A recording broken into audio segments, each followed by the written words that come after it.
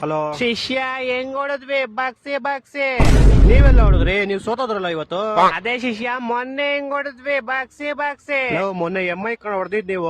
ಅದೇ ಶಿಷ್ಯ ಹೆಂಗ್ ಹೊಡದ್ವಿ. ಏನ್ ಹೊಡಿಯೋದು? ಹಾರ್ದಿಕ್ ಪಾಂಡ್ಯ ಮತ್ತೆ ತಿಲಕ್ ವರ್ಮಾ ಬಂದಾಗ ಕೆಳಗಡೆ ಗಲಗಲ ಅಂದ್ಬಿಟ್ಟಿರುತ್ತೆ ನಿಮ್ಗೆ. ಅದೆಲ್ಲ ಮಾತಾಡ್ಬೇಡ ನೀವು. ಒಟ್ನಲ್ಲಿ ಗೆದ್ವಾ, ನಮಗ್ ಗೆಲ್ಲದ್ ಇಂಪಾರ್ಟೆಂಟ್. ಆಯ್ತು, ಅದಕ್ಕೇನೋ ಇವಾಗ?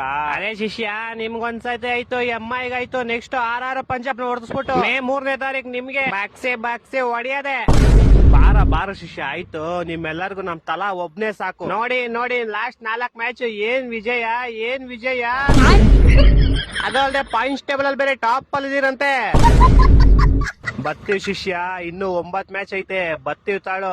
ಬರ್ರಿ ಇವತ್ ನೈಟ್ ಬೇರೆ KKR ಮೇಲೆ ಐತಲ್ಲ, ನೋಡೋಣ ಏನ್ ಮಾಡ್ತೀರಾ ಅಂತ.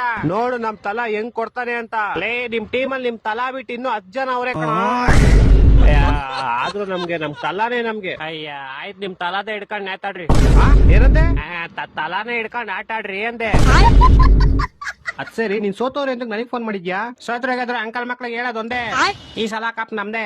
ಹೊಟ್ಟೆ ಎಷ್ಟು ಉರ್ಸ್ತಾವ್ರೋ ಆ ಪಕ್ವತ್ನದವ್ರು ಇದ್ರೆ ಸರು ನಾಷ್ಟ ಮಾಡ್ಬೇಕು.